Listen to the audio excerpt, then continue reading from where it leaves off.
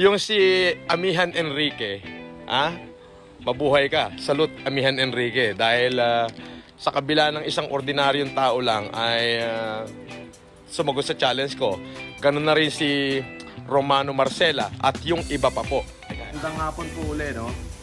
Ako po'y natutuwa dito sa ating mga kaganapan na yung akin pong challenge ay talaga naman pong pumailan lang. I mean, talagang nakarating po kung saan-saan at sobrang dami pong nagsisagot. Meron pong iba magtitinda ng magtataho pero sumagot sa challenge ko, pinorward ko sa akin yung kanilang ginawa, ay napakarami hong gumawa na. Ngunit ito po isa sa mga tropa namin. Meron po na text sa akin dito, makikita ko sa inyo. Si Jaymar. Ito po. Na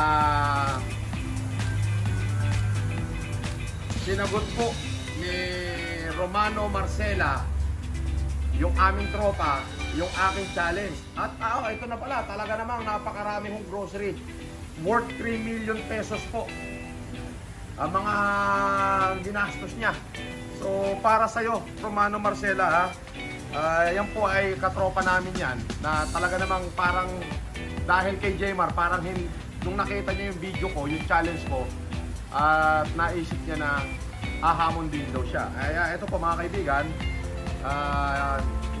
para makikita niyo po dito yung video ni Romano Marcela kung saan inilatag niya yung pambili at hinikayat pa niya yung mga politiko na kung maaari, huwag naman 2 kilo ang ibigay na bigas.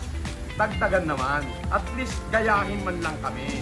Kami pag nagbigay, 1 sako di po ba? Ito po kay Romano Marcela. Panoorin niyo po yung video to. Romano Marcela! Grabe! Mabuhay ka!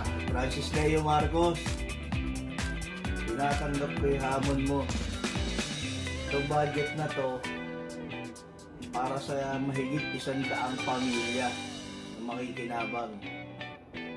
Sana yung request mo sa mga politiko na nagbibigay ng halos 2 kilong bigas na pang 1 araw lang, kahit pa paano bayahin tayo.